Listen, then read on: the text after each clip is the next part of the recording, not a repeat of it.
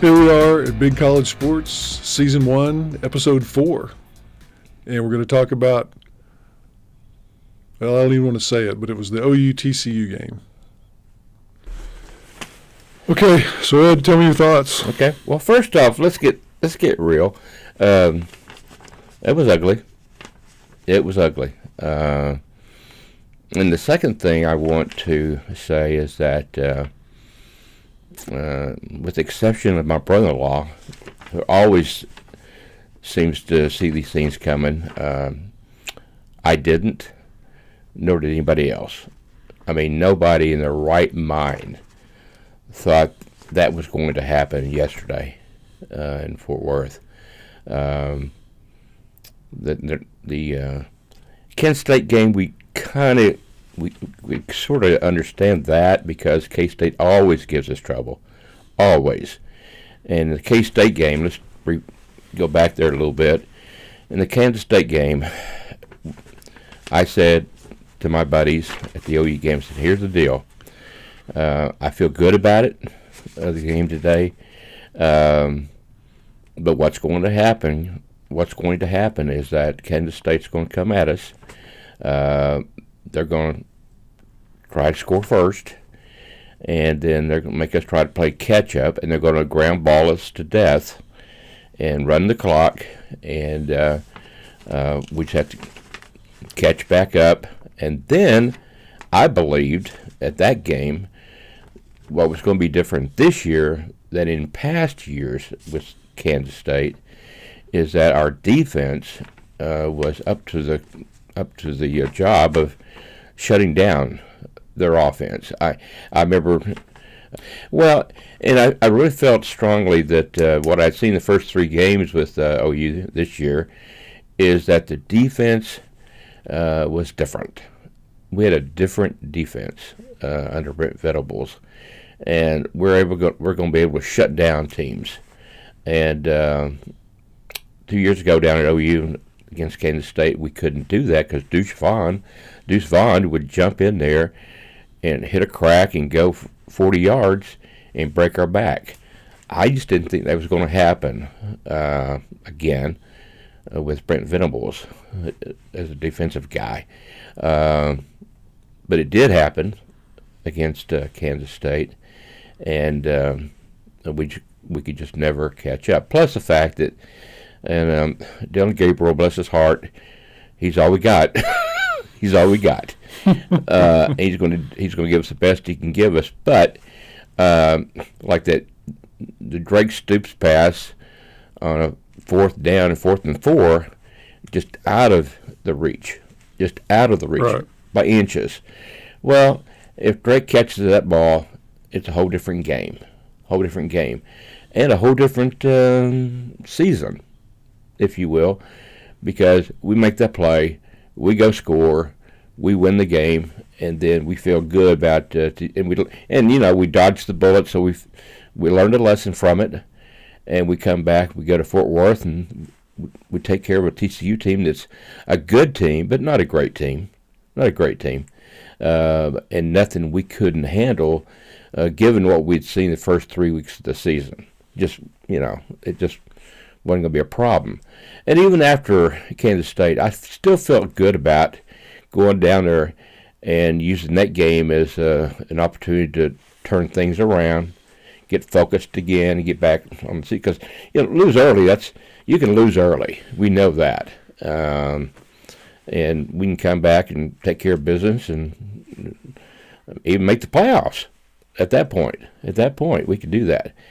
But what happened Saturday is obviously the season's not lost, and we as OU fans have to remember that it's not over. We can still put together a really good season, which I'll talk about in a minute. But it's going to be challenging. It's going to be challenging, especially for us as OU fans, because we're not used to 55, 24 games. That was painful. We're not used to that, and we don't want to get used to that. If we ever get used to that, we are in trouble. But as far as the game itself, let me talk about the game. My impressions of what happened there on Saturday. I think Lebby had the right idea. We get the ball back. We take the ball right off, and we have really good field position. And we got a chance to go down and score and take command of the game, which is what we needed to do. We haven't done that all year, and we do it there, and it creates a different mindset in terms of the players and the fans. Everybody just feels a lot better about things, and then they're playing catch up as opposed to us. And I'll be darned if we don't fumble the ball right off the bat. And I personally, I don't want to be an official here, but normally in a situation like that, the player has to take a step, come down with the ball, take a step. So he didn't really take a step. So I think it was a questionable call, but it didn't matter. That's the way it went. They went the other direction. I'm not sure they even reviewed it, but anyway.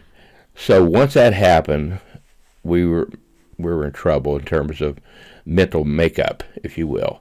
And then they go score, and as I say, the rest is history. But I will say this, too, about the game. I remember telling my wife, who doesn't really care about OU football except what I tell her, but I told her, boy, everything that could go wrong is going wrong today. It was like a perfect storm for TCU and against OU. That fumble, and then one thing happened next, another thing happened, it just snowballed to the point where we just couldn't overcome it. And then, of course, Dillon Gabriel, we'll talk about that in a minute, going down. We have to remember, there was almost 10 minutes left in the second quarter. 10 minutes left when he went down, and he was done for the game. So we have to bring in a guy from Timbuktu as a backup, to throw him in there. And that's another issue, too. We haven't recruited. We haven't had a chance.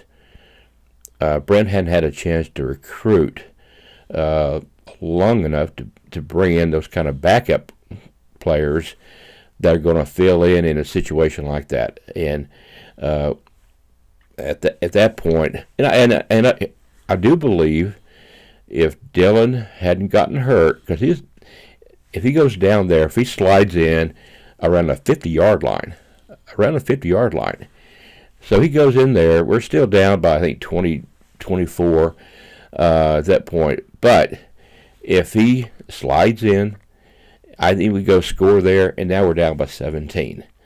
We're down by 17 with about 8 minutes to go in the half. So we could probably go score again. So I think, again, everything that could go wrong went wrong, and we have to remember that as we kind of digest this loss. It was just, it was ugly, but I think we had a lot of things going against us. Another thing I'd like to point out is that I kept looking as at why in the world do we keep insisting on this three-man rush? We're not getting any pressure on their quarterback whatsoever. Right. Our three defensive linemen are being held up by their 5 offensive linemen, which it doesn't take a rocket scientist to figure out, that's not going to work. But apparently we had some injuries that I wasn't aware of at the time to the defensive line that really limited substitution. Okay. Substitution. Well, that also opens up the running lane for the quarterback too. It's like it's a perfect thing to happen for them. When you have those 3 linemen held up by their offensive linemen legally, and opened up, and then the quarterback is just saying, okay, I'll pick my spot. I'll hit somebody downfield because I get all kinds of time. Now you got 15 minutes to throw the ball, you can find an open receiver. Right. But you're right. Once that starts happening, it opens up the running lanes, and that 3-man rush. I mean, you're guaranteed a 5-yard gain, on every running play. Well, eventually that's gonna shut you down. Unless you're Davis Bevel. Yeah. He can't run. He runs about like I do. Well, there's a reason he's a transfer. Yeah. There's a reason he transferred from Pitt. If you can't start as a backup at Pitt, you're not very good. Well, he's pretty much a pocket passer, and the offense isn't built for him. No. Just to be a pocket passer. Well, and I will say this: I do believe they were trying early on to establish the running game, and people get tired of hearing this, but you're not going to throw the ball well until you start running the ball well. The running game sets up the passing game, and I didn't realize. I guess I should have paid more attention. I didn't realize Marcus Major wasn't going to suit up. Yeah, I didn't realize that either. He just wasn't there. Yeah, for the game. Well, and I don't know if I noticed they don't tend to be as forthcoming at OU with injury information as other schools. And I don't know if everybody else knew this, and I didn't. I don't know. But apparently you didn't know it. No, I didn't know it. Dana didn't know it. So okay, is that right? Okay. Yeah. So if he and I realize some of it has to do with making sure their team doesn't know everything you know. I get that part, but as fans, it would be it would have been easier for us to deal with if we knew that he wasn't ready. Well, he's your number one running back, basically. I mean, Eric Gray is a great running back, but Eric Gray is not going to break any tackles.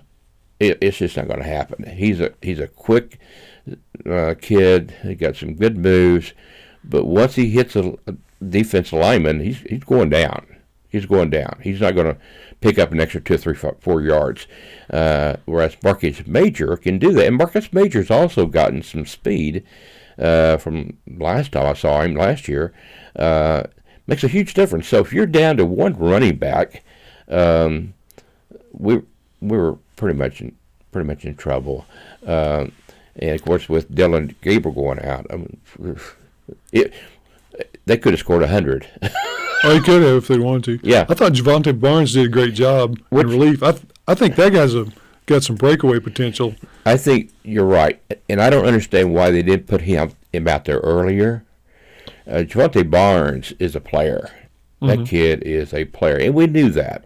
We talked last year on this program about recruiting, and the one kid I focused in on was Javante Barnes. We had to have him, and we can tell now why we had to have him. When I go to Texas, I hand him the ball again and again and again. I agree. And the key there will be is that we've got to score some points around him and wear their defense down. What we saw on Saturday was a defense on our youth side just worn out, and we got to turn that baby around and wear out their defense. So we'll talk about Texas in a little bit, but I do think that Javante Barnes he's the real deal. He's the real deal. So I concur. Get him in there and get Eric Gray in there, compliment him, and let Eric Gray catch passes out of the backfield. So then you got a chance. But also we got to get Dylan Gabriel on it. And it's probably just an issue of protocol at this point. I'm sure he'll be back next week, but we can't be too sure of that either. But we got to have Dylan Gabriel to go to Dallas. I didn't see him acting weird on the sideline or anything. Did you? Oh, they took him into the locker room. Yeah, no, I think some of No, I didn't see him on the sideline after that. No, but I do think they took him into the training room just to be sure. I think after what happened in that pro game with Tua over the weekend, I think everybody is so extra cautious of anything, any kind of concussion issue. Yeah, you're probably right. Oh, they're not going to put a kid back in the game from, I bet, this whole season after what happened with Tua. So once he went down with that injury, he was done for the day. They're not going to put him back in. Right. And I don't blame them. You cannot take a chance on hurting someone permanently. It's just we think this is life and death. Well, in that case, it is life and death. So, speaking of, I thought that was a real cheap shot, the kind of thing I've seen TCU do before. Well, let's talk about that. Let's talk about that. And I don't know if the kid intentionally meant to be a cheap shot, but it was. Yeah. It was one of the worst. There ought to be a double penalty for those kinds of blows to the helmet. I mean, my gosh, if you give yourself up, you're giving yourself up. That Right. should be over. The play should be done. And for this guy to come in after the fact and blow him up like that, that was one of the worst hits I've ever seen. So when was the last time you saw a cheap shot that bad? Because I'm thinking of one. What are you thinking? Which one are you thinking? Baker Mayfield against TCU. The guy intentionally Okay. headbutted him when he was on the ground and put him out of the game. Yeah. It almost cost us the game. And Yeah. it was TCU. I can't remember any hit to the head like a blow to the head like this was. This is at the top of my list. Yeah. And I think that again, if you give yourself up as a quarterback, and there's a reason we're doing that these days, and that's the reason they mark them back 5 yards to where they first gave themselves up as a quarterback Right. to get on the ground, and that was just unbelievably. And again, I don't want.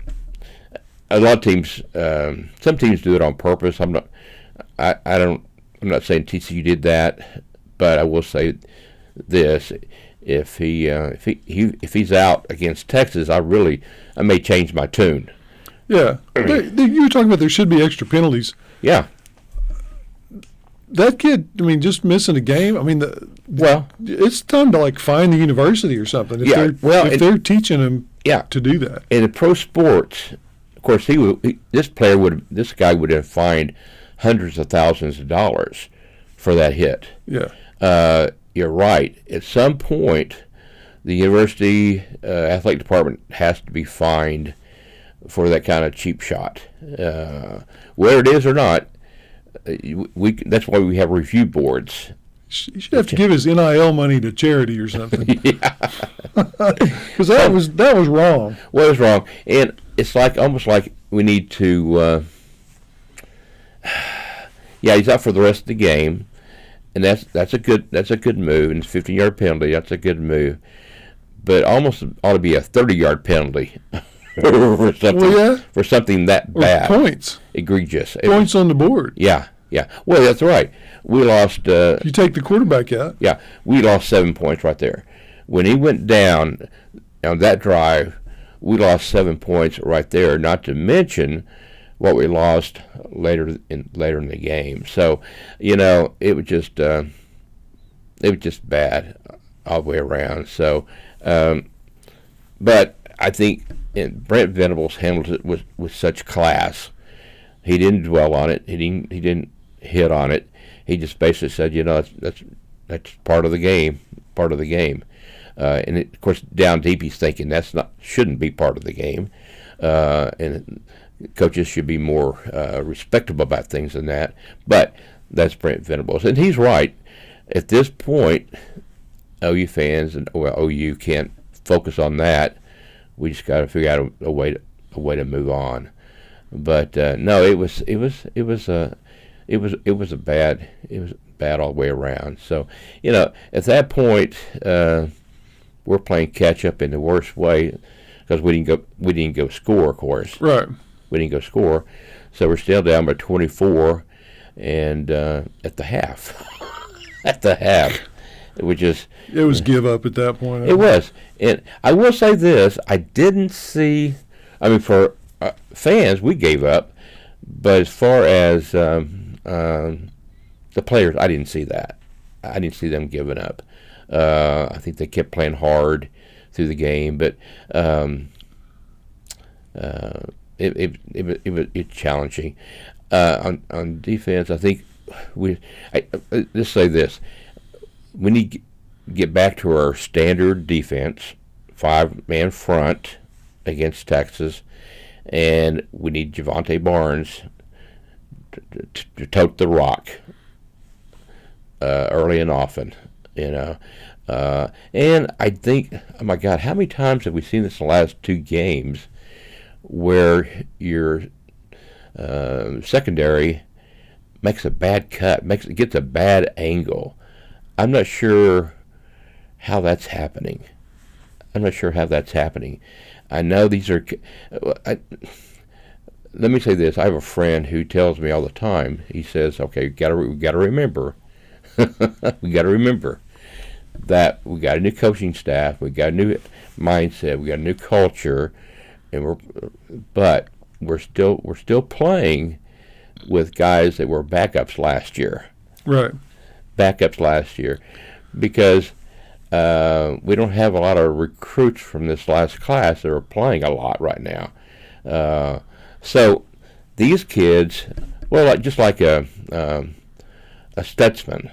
I mean, this kid, Danny Stutzman, he's a stud. Right. That's a great name. He's a good ball player. He's a good ball player. Bowman's a great ball player.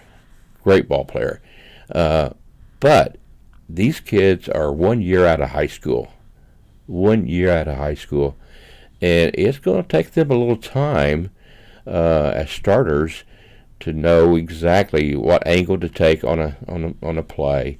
So I think we're going to have to be patient with all this. Well, I can kind of relate this. I mean, you played college baseball, and I played 1 year of JUCO basketball. Yeah. I can totally relate to playing against superior athletes, because every athlete I played against was superior to me. Because I remember, like, I was in a pickup game playing basketball one time with Daryl Chew Kennedy, guy who played for OU. Oh, yeah. And I was 2 or 3 times up and down the court. I was holding him pretty well. I thought I even got off a shot on him, and I thought, I got this down. Yeah. And I was a couple years older than he was at that point. I think I was in med school maybe. And then one time he got the ball, and I was the only one between him and the basket, and I was defending him. Mm-hmm. And I thought, well, I'm gonna at least make him pull up and take a jump shot. He just did that a little bit. I went this way. He went that way. He did a 2-hand gorilla dunk right in my face. And that's what I think our D-backs are facing. They're facing quicker, faster, better athletes. Right. And they're going to be able to just juke them and go. Yeah, and I think TCU has some athletes. Kansas State had one player, Adrian Martin. Well, they had 2 players. Deuce Vaughn is just, I can't believe how quick that guy is. Right, he's amazing. Yeah, he's unbelievable. And Adrian Martinez, I think, had been waiting for that game. He was waiting for a breakout game, and OU gave it to him. And he didn't even say thanks. Huh? I didn't say thanks. Now, after he did bow after that last touchdown. That's right. I tell you something. After that, this may be the turning point in the season. The turning point in the season may be, if it goes south, will be that 3rd and 16 against Kansas State. Kansas State had the ball 3rd and 16. I don't remember that. What are you talking about? 3rd and 16. And we go, okay, we're going to stop them here, get the ball back, go score, tie it up, different game. 3rd and 16. Not only does he go 16, he goes yard. I'm going, how did that just happen? I tell you what, It reminded me of the day that Bob Stoops insisted on kicking to Tyreek Hill. Oh, yeah. Not once, Oh. but twice. Not once. Oops. But twice. Yeah. Same thing. That was a turning point of that game in that season, as far as I was concerned. And the turning point of that game on that Saturday, and I think maybe had some hangover effect against TCU. But basically, Kansas State's a good team. They have offensive linemen that are massive. And they just lay on you all day, just lean on you all day and wear you out. So I give them credit for that. TCU is a different animal. They have athletes. They have athletes. It's like somebody would say, TCU, they have Texas athletes. I mean, they can throw a net around their campus and hit more athletes in that Metroplex area than all of Oklahoma. Oh, yeah. All of Oklahoma. Absolutely. Yeah. So they're going to have kids that can play, and they did. They have kids that are fast. They have kids that are strong. And I think TCU's a pretty good team. I really do. They're a pretty good team. I hope they're a really good team. Not like Tulane last year that we thought was a pretty good team because they almost beat us. Yeah. Yeah. No, I think they're better than that. I do too. But speaking of Tulane, this year, whenever they beat K-State up there, I told the people around me at the OU game, said, remember, that's the same team that played us last year, the same quarterback that gave us fits last year. And Tulane's, they beat Houston over the weekend. Yeah, they're not bad. Yeah, they're not bad at all. And again, it goes back to Tulane can throw a net around their campus down there in New Orleans, and there are more athletes there than all of Oklahoma. So I think we got to remember we're playing against teams with good athletes, and if we don't come with our A game, it's going to be a challenge for us. I look around that field, and I see mostly the people that Lincoln Riley and his crew recruited. I don't see many people that Venables has recruited yet because he was crippled last year in his recruiting. Hopefully next year he'll bring in he'll have the whole season to recruit, and he'll bring in some really, really good athletes. Well, and I will say that's a good point. I think I would call this the Lincoln effect. The Lincoln effect. Because these kids, he took his quarterback with him. He took a receiver with him. He took some recruits with him. So what he left us was with a bunch of kids that he had recruited, but really hadn't coached up. Right. He hadn't coached them up. So I think Lincoln, everybody said, well, he was trying to avoid the SEC, and there's some truth to that.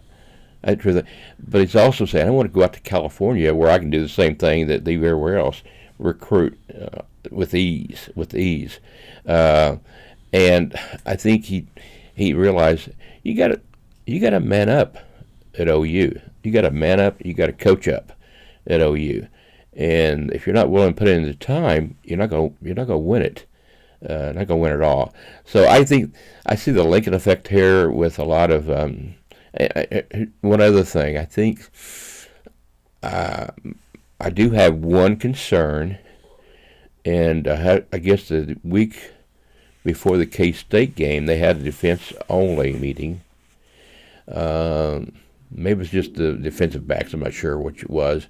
Well, this week they had another defense-only meeting down there, and I'm wondering, okay, is part of that the residue left over from the Lincoln days? And some of those guys kind of want to do their own thing. I don't know. We're going to see. Brent's going to be tested. He's going to be tested because he's still dealing with a lot of the Lincoln era attitudes. So I think that he's going to have a challenge not only on the field but also in the locker room too. Oh, sure. Yeah. Well, I think the players like him better. I think they view him as more a more genuine. Oh, I think because he is. He is more genuine. He's more personable, and they do. I think you would like him a lot more. I think Lincoln was aloof. Lincoln was about Lincoln. Right. Lincoln was about Lincoln. So I think you're right. I think it's just what we're going to have to do as fans. And at this point, I'll talk about Texas just a little bit. I think the Texas game is always important, obviously. We need to go win it. And if we win that game, everything's going to fall into place. We'll be back on cloud nine. Winning that game will make all the difference in the world. And we could do it. We can do that game. I think it's going to be a tough game because I think Texas is better than people give them credit. That defense is looking pretty tough. Oh, yeah. Yeah. And I said this going, I think we may have talked about who do you worry about? Who do you worry about losing to this year? Early on, we talked about that, and I said, well, going to Lincoln, that's a tough game. It's always tough to go to Lincoln. But the team that worries me the most is Texas. Because I do believe that Quinn Ewers I think he's a player. I mean, I think he'll be in the NFL sooner rather than later, unfortunately. Sooner rather than later. But hopefully sooner rather than later. But he's a player, and he's got a running back he can lean on there. Defensively, they got some players there. So no, I think Texas is going to be hard. They'll be hard to deal with. But we have to do what we said we're going to do. We're got to score early and put some pressure on them. And in the Cotton Bowl, down there, anything can happen. If we were going to their place or even playing in Norman, I'd be more worried. I think in the Cotton Bowl, crazy things happen. Always. Yeah. So I think we've got a shot at Texas. Although I'm going to guess the odds are probably at least a touchdown. In their favor? In their favor. Yeah. I'm going to guess that. Well, I can think of 3 different times, though, that we've been beaten by their backup quarterback. So hopefully maybe we can do that to them this time. Yeah. Maybe they'll have to if it's going to be Davis Bell, they're going to have to rearrange the offense to fit his skills because they can't be having him doing runs. They had him trying to do runs, and it was pathetic. Oh, it was awful. And he needs to be pocket passing. And I will say this. I think giving him a week to prepare will make all difference in the world. All difference in the world. He may be a lot better quarterback than I give him credit because he, be thrown out there in the snake pit like he was. It's not fair to him. You know what we said every time he got out there this season? Why aren't they letting him throw? He needs to be throwing because that's what he's going to have to do if he comes in for real. Well, and they didn't let him throw any. No, and that's the problem. That's the problem when you have a backup quarterback goes in for mop-up duty.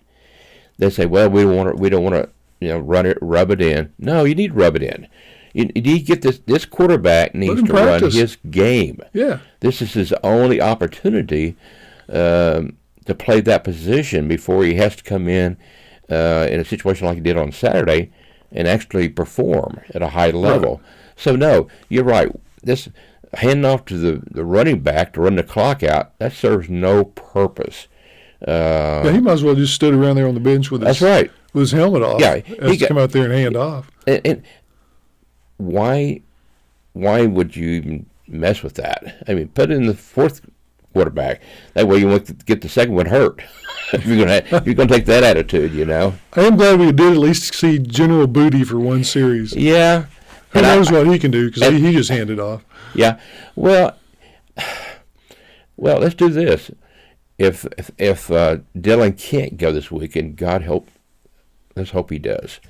If he can't go this week, let's have an open quarterback competition between Booty and Neville and see who wins it, and see who the quarterback is, because we can't go into the Cotton Bowl next Saturday and not have somebody at least has a clue.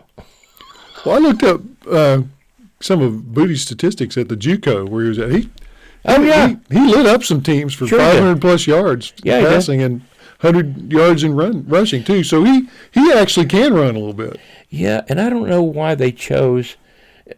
And I can't remember. I guess it's pronounce his name for me again. Neville. Bevel. I just forgot for a second there. I think it's probably one of those Freudian things. But I don't know why they were so quick to give the ball to make him their backup. When General Booty, you're right, the guy was phenomenal in junior college.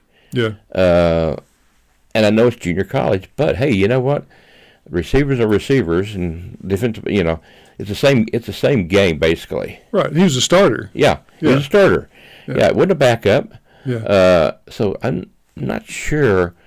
And again, here's part of the problem I think that Brent's dealing with right now is that he came here at the last minute, and he had to hire staff. Everybody's anxious. Got to hire staff right now. Because recruiting and everything. Okay, I got it. Well, so he goes out and he hires Ted Roof. No slam on Ted Roof. And Jeff Lebby. And Jeff Lebby came well recommended. I get all that. But now he's stuck with him. Yeah. Now he's stuck with him. I'm not convinced that Jeff Lebby isn't doing a pretty good job, but Roof hadn't done anything to prove anything to me. But of course, again, he's working with not as good athletes as these other teams. I guess. Well, and that's a good point. Is that the problem?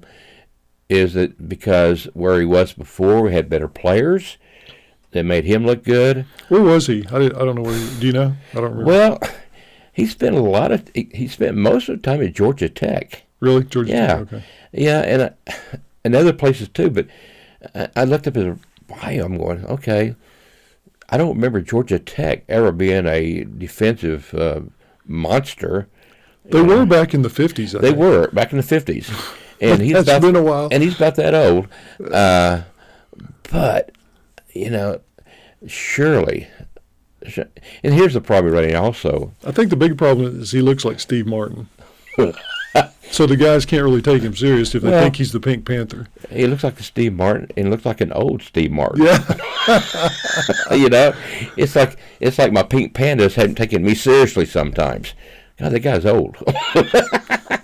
You haven't talked about the Pink Pandas yet. Well, we'll do that. You got them? Bit. Okay. Yeah, okay. That's a backup plan. Okay. But back to Ted Roof, and I don't want to. The problem you run into when you hire a staff, and Brett's never had to do this before. When you hire staff, you have to be willing to get rid of that staff too. Mm-hmm. My God, Ted Roof. When you give up 600 yards in an offense to your opponent, at some point you got to go to Ted and say, Ted, what's going on here? What's happening here? What can we do to help you? That as a principal, I always told my teachers, poorly performing teachers, okay, now what can I do as a principal to help you do your job? When you knew all the time in the back of your mind the thing you needed to do to help the school was to fire that teacher. And that was going to yeah. And that was probably what was going to happen. Yeah. But I couldn't do it for a number of reasons, including negotiations. Right. Plus, I'd hired that teacher. Yeah. Well, that's not fair. A lot of times somebody else had hired that teacher. But if I had hired that teacher and they weren't performing, then I was extra anxious of making sure they started performing up to par, and I would let them go. Now, I'd put them on a plan. I'd say, Ted, here's the deal. We're going to put you on a plan of improvement. And but at some point, if you don't make that happen, I will let you go. Well, I've been a manager enough to know that what percentage of the people that you talk to and put on plans like that actually improved enough to keep them, or yeah, well, we don't want to just have him improve enough to keep him. We want to improve enough to win championships. Yeah, Very few. Yeah. Very few. It's very few. It all goes back to very few. What that person's mama That's taught right. him, you know. Yeah, very few. And I was basically doing that many times to cover myself. Yeah, sure. Cover myself. And say, okay, I'm going to put you on a plan, and we're going to work with you. And I did. I would assign an assistant principal in charge of curriculum to that teacher and say, she's going to work with you or he's going to work with you, and we're going to get better. And occasionally it worked. Occasionally it did work. But 9 times out of 10, it didn't work. And so then what I would do, I'd probably give away a secret here, a professional secret. What I would do is say, okay, now, and of course, as a principal, you want the best for your school. Sure. You want the best for your kids. I want my kids to have the very best teacher possible in that classroom. And I would say at the end of the year or in the spring, I say, okay, now what we're going to do,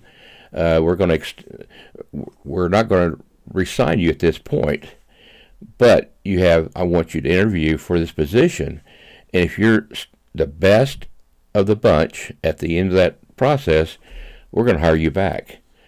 That didn't happen very often. No, I wouldn't think. Didn't happen very often. Yeah. Because there was somebody chomping at the bit to get in there and take that job and do a better job, and which is what you want. It's not in that case. It was for the kids. In this case, well, it's still for the kids. You know, it's for you and me too. Yeah, it's for us as fans, but it's also for those players. They didn't come to OU to give up 55 points.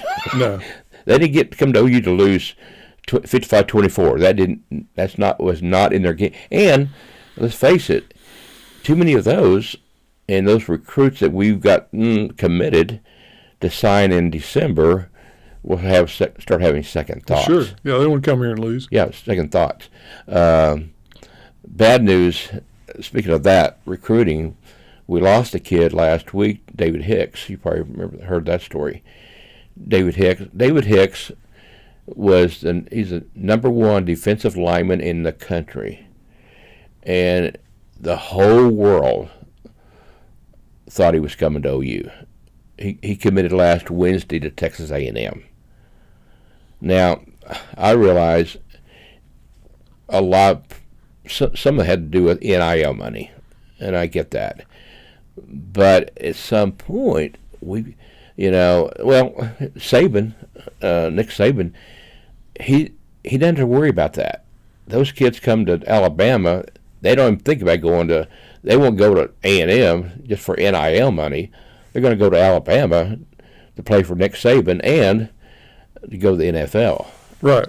So we lost him last week. Now, we still have another kid, another 5-star named David Stone, that's he'll probably end up at OU. But it would have been nice to have both those guys. We got to have more meat on that defensive line. Yeah. We just got to, because otherwise those offensive linemen would eat you up all day. So it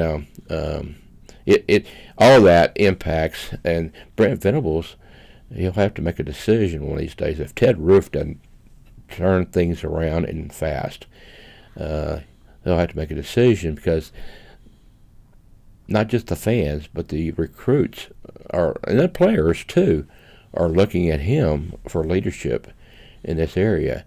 And if he can't perform, and it's hard, when you're a good guy, when you're a Christian man, and people think the world of you like that, it's hard sometimes to make those really hard decisions, tough decisions. But boy, sometimes you got to do what you got to do. Yeah. Something I've noticed, there are certain schools that have a real in with the Polynesian players, like from Samoa and Hawaii and so forth. Yeah. Like BYU and USC. Yeah. What I don't know why we don't tap into that too. Like, one of the reasons, send people to Samoa every year and Well, take them NIL money or something. Well, BYU has a direct. They have a direct link because they're coached. No, because they're Mormon. And there are a lot of Mormons in Samoa? Yeah, the Mormons early on, that was a missionary area for the Mormons back in the day. So the Polynesian Islands and Hawaii, all those, the Pacific Islands were an area where the Mormons, they colonized, if you will, with missionaries. And so didn't realize that. Yeah, a lot of those kids will play at BYU and West Coast schools. But yeah, you're right. Well, like the kid, Tua, he's Mormon. Oh, is he? I didn't know that. Yeah, and they got him to go to Alabama, and so I think those families are very strongly parent oriented. Mm-hmm. It's like I remember Tua would tell the story. Okay, what are you going to do about this? Well, I have to talk to my dad. I have to talk to my parents. And sure, I mean those parents are very strong in their opinion. They want their kids to be right, and oh no kidding.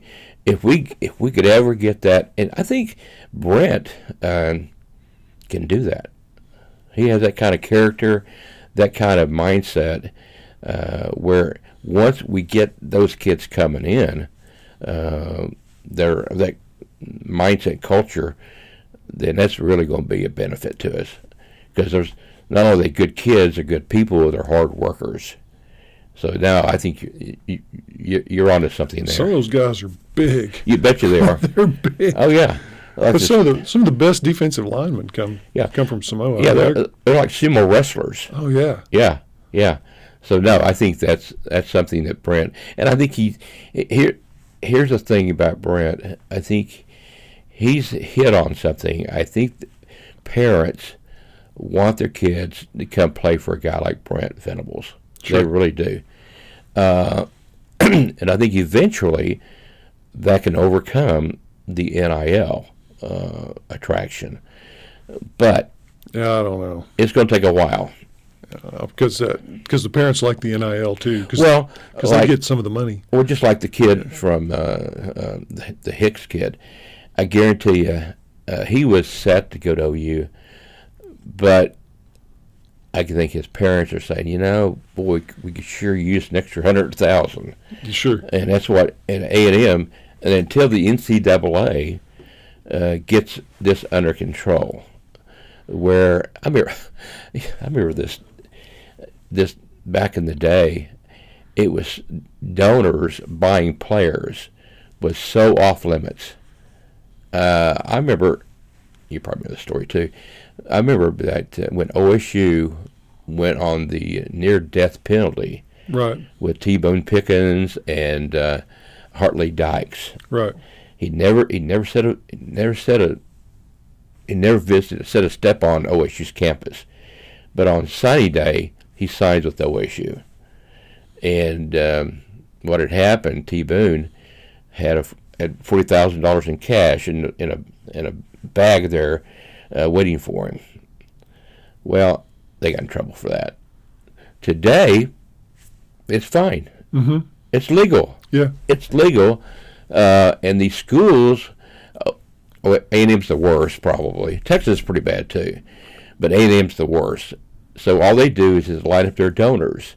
They say, guys, this is what we need. We need money. Now we also need also a connection to your business, that these guys are going to do this, and this, and they're going to get paid this, and this.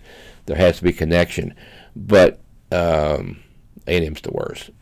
I guarantee you, he sold out to the NIL, and that's until they get that under control. And I think they will, or the NCAA. Two things are going to happen: either the NCAA gets that under control, and I want to say this: the pressure has been put on the NCAA by the politicians to let it go. because they say these kids are making all kinds of money for these universities and they deserve to be paid and all that stuff. And so they say we have to be careful, or they're going to do away with us as an organization. And so they were under pressure, and they kind of let it go. Well, either the NCAA does something about that, or I think college football will get rid of that and just go to the top 100 universities and create their own personal organization just for the top 100. Right. So either way, something has to be done about that, because we just can't go on the way it is. It's not fair. It's not fair. The rich get richer. No, it is. It's not fair, and thankfully A&M's not benefiting greatly. So they got hammered by Mississippi State last night, which is good, but it's still not right. It's still not right, and hopefully we can fix that over time. The biggest thing I think we have to, where we go from here is, and this is going to be hard, is put tomorrow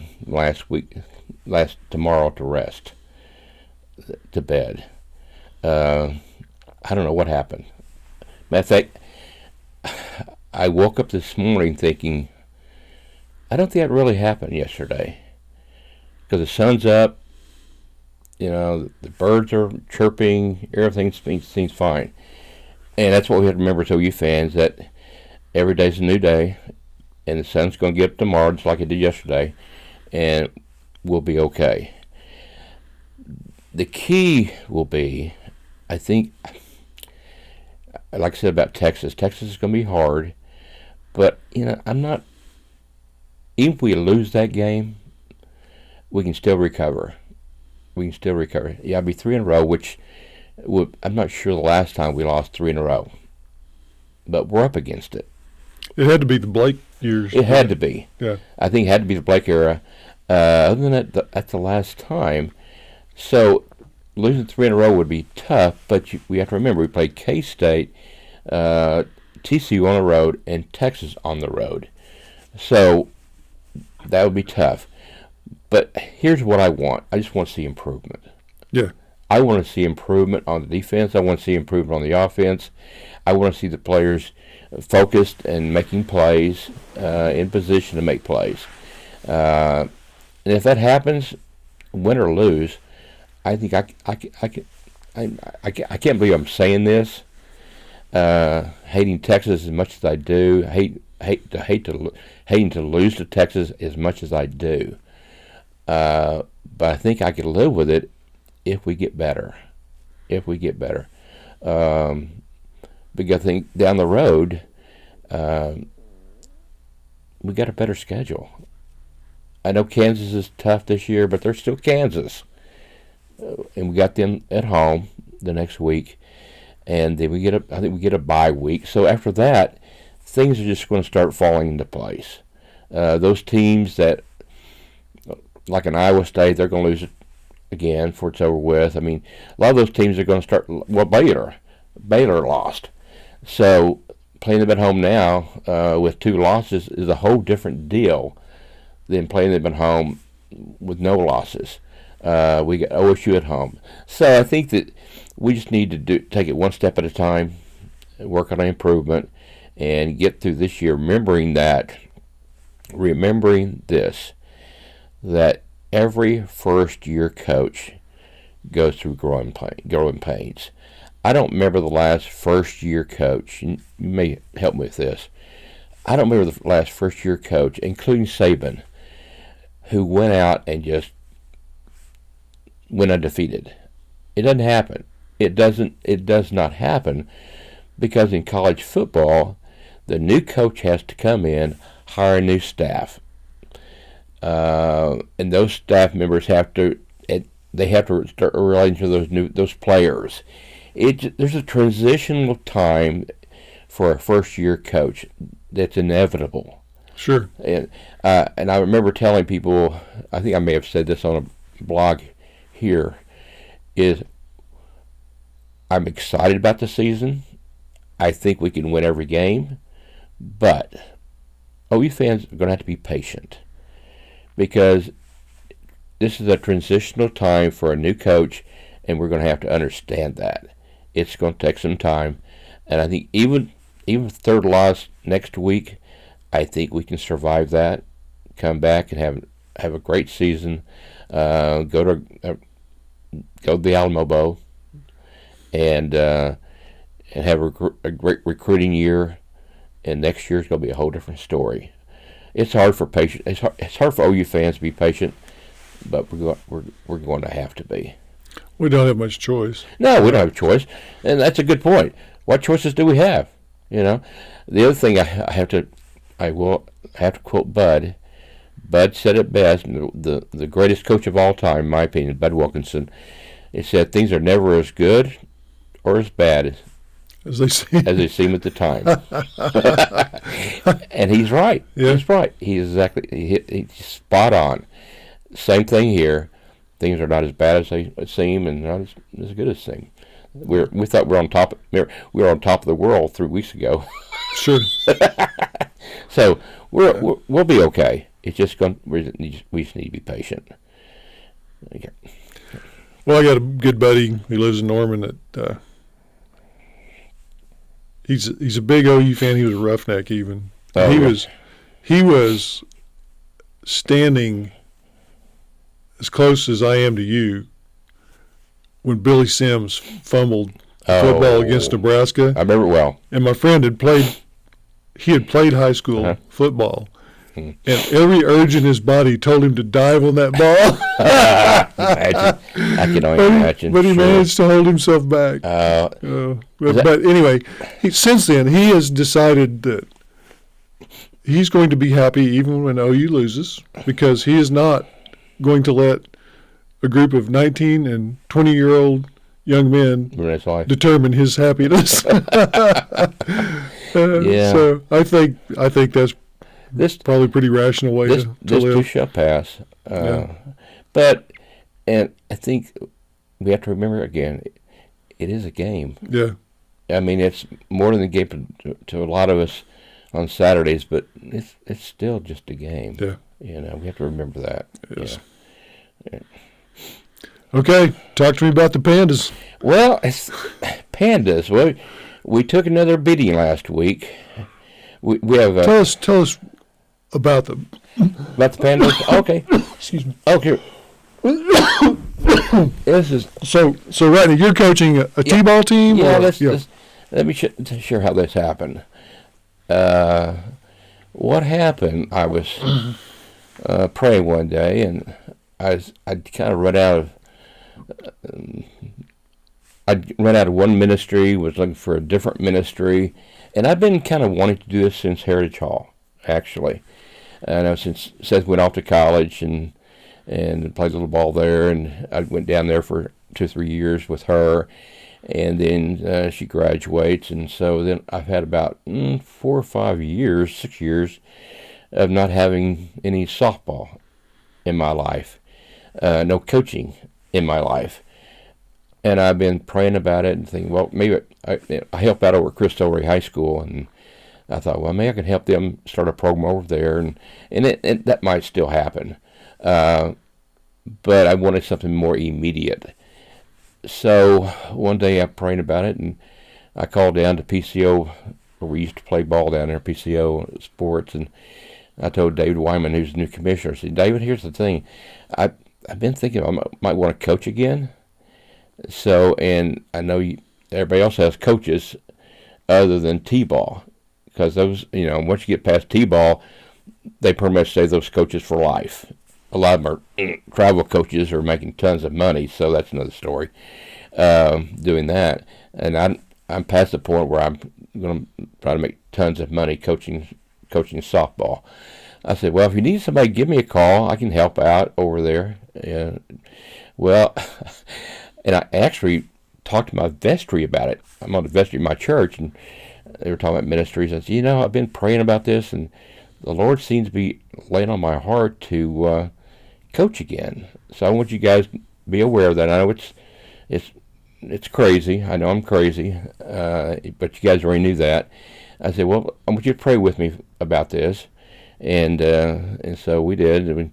And I got a call about a few days later from David over at PCO, and he says, Ed, you still interested in coaching? I said, well, yeah, I'm interested. What's going on? Well, I got about 13 girls. No, actually, I think first I got 11 girls that have signed up over here to play T-ball and don't have a coach. And I said, interesting. Okay, yeah, I think I can do that. So I went over and got the list and made some phone calls, and before I ended up having 13 players, and had a parent meeting. I explained to them my philosophy. My T-ball philosophy is simple. We're going to teach them how to play the sport. We're going to teach them, even at this level, the best we can to play the best they can. But understand, my philosophy is it's fun. We're going to play the game for fun, and we're not going to get out there and act like it's the World Series. We're going to do that. So if you're not interested in that, this is not the place for you, because we're going to take our lumps, And they said, yeah, we agree to that. So we started out. We had 3 practices, and we're talking about 4, 5, and 6-year-olds. Yeah, 5 and 6, basically. I have 1 4-year-old. And we're talking about, I think 3 or 4, maybe 4 girls, 4 or 5 of the girls have played before. The rest of them have never played in a life. And we're teaching these girls what a softball looks like. right. Yeah. So anyway, we got out there, started practicing, and right off the bat, we got hammered by a team that had been playing for 3 years. Mm-hmm. A team that should not be playing in that T-ball league. They should be playing up, but they just like beating people. And we lost that first game. I can tell you a story. We lost that game 18-0, and we had I had 13 girls on the team, and I had to threaten the umpire to make sure all 13 girls got to bat. Because my system is all the girls bat. Yeah. All the girls bat. And my system is also, and I told the parents this early on, I said, and here's the other thing. We have 13 players, and we have a starting lineup that will change every inning. Every inning. So the girl who plays first base the first inning will play outfield the next inning or wherever, because they don't know if they're good at this point.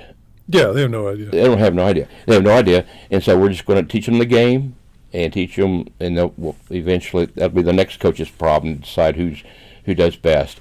And so anyway, they agreed to that. Well, this team we play, of course, they have 10 players, and those 10 players have been playing the same place for 3 years. Yeah. And they hammered us, but I threatened the umpire, and sure enough, guess what? All 13 girls got to bat that night, even though we only get 3 outs to play, and 3 outs for 6 innings, 6 runs by the other team. So anyway, we got through that, and it was ugly. It's kind of like last Saturday. It was. So Sooners got beaten as bad as the Pink Panthers? It was about that bad. It was about that bad, about that ugly. But we've gotten better, and matter of fact, we won 3 in a row against teams are more like ourselves. Played a little more than we have probably, but our girls have really, really improved their skills, and it's just amazing. And we did have to play that same team again last week. And here's my progress report. First time, we were just trying to get somebody on base so that all 13 girls could bat. This time, we scored 4 times as many runs. Now, we lost. 4 times 0 is still 0? We still lost, but we scored 4 times as many runs as the first time. And I told him we had 10 times, maybe 20 times as many base runners. Oh, yeah, really? As the first time. And we're talking about only 3 weeks in difference in terms of progress and practice. So 20 times. And the other thing we did, too, we stopped them in the first inning from the mercy rule of 6 runs. They only got 5 in that first inning. And we were so proud of ourselves because, okay, 5 runs, it's over. Oh, third out, got them. I mean, we didn't know what an out was. So here's where we are at this point. Real proud of the girls and how well they're doing. And they bought into it. The parents have bought into it. And we have about 4 more games, including one with that other team again. But 4 more games, and we'll be done with the year. I got to tell you the story. I wrote a little blog for my parents. I'm not sure when I'll put it out there for the Pandas.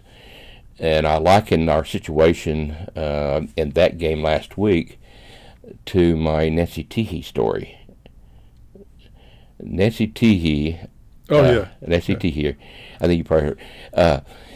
When Terry Timmons and I first started teaching down at Moore, they decided to ask us to coach a softball team. Start the softball program in Moore, fast pitch program in Moore.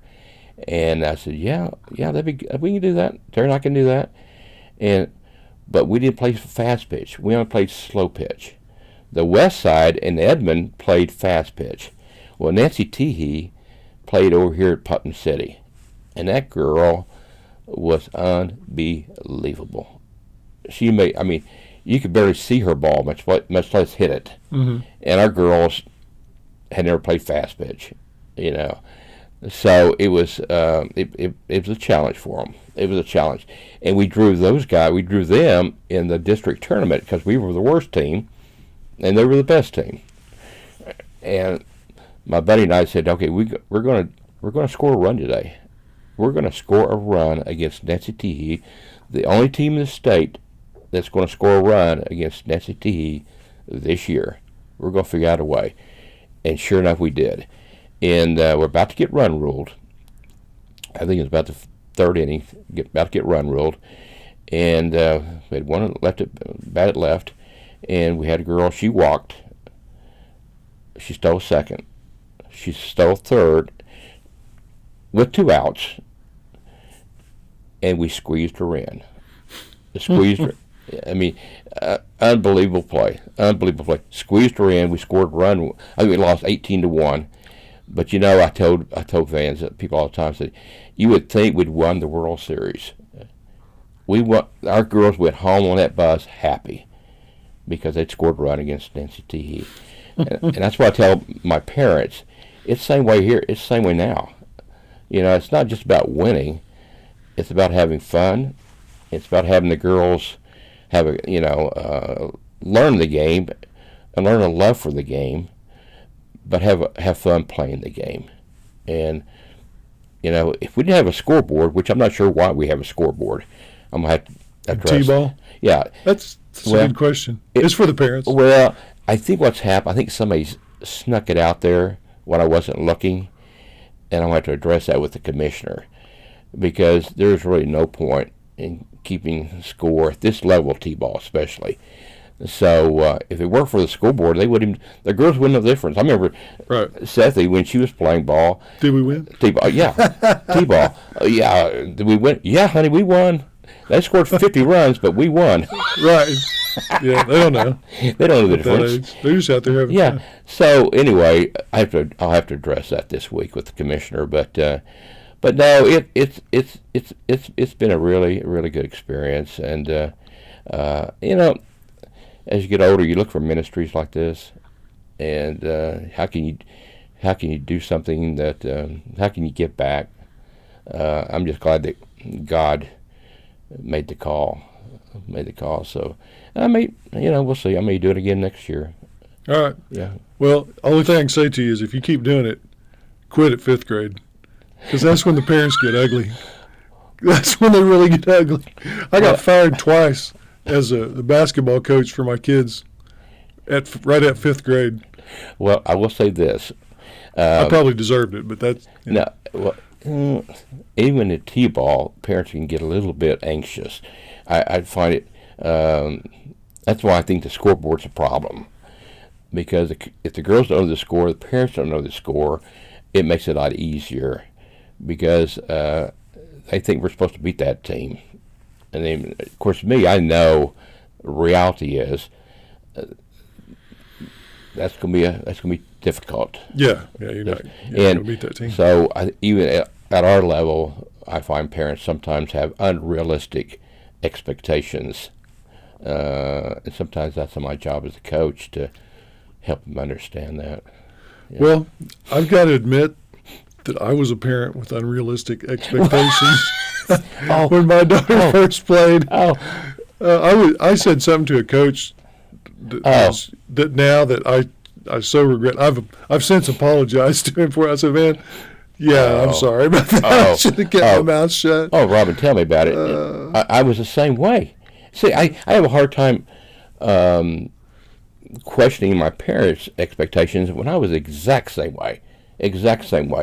When Cynthia's pitching and our girls were playing, I mean, I wanted us to win every time. But also, sometimes I got carried away. And you'll like this story. There were times I had to make sure my wife was at the game, because she would. My nickname's Butch, and so she'd say when I'd get out of line out there, she'd go, "Butch, Butch," and I could have all the noise. I could hear that. I said, "Okay, it's time. You're over the limit."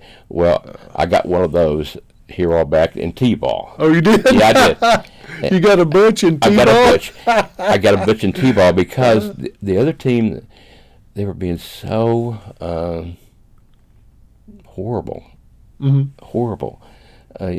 So ugly in the way they were handling things and doing things, and I'm going to go, guys, this is just T-ball. And they got me, well, I wanted my girls to bat. It's just that simple. I just want my girls to bat. And they didn't handle that well. And so I didn't handle it as well as I should have. But she goes, Butch. You thought, oh no. I thought I was past that. Walk away from it.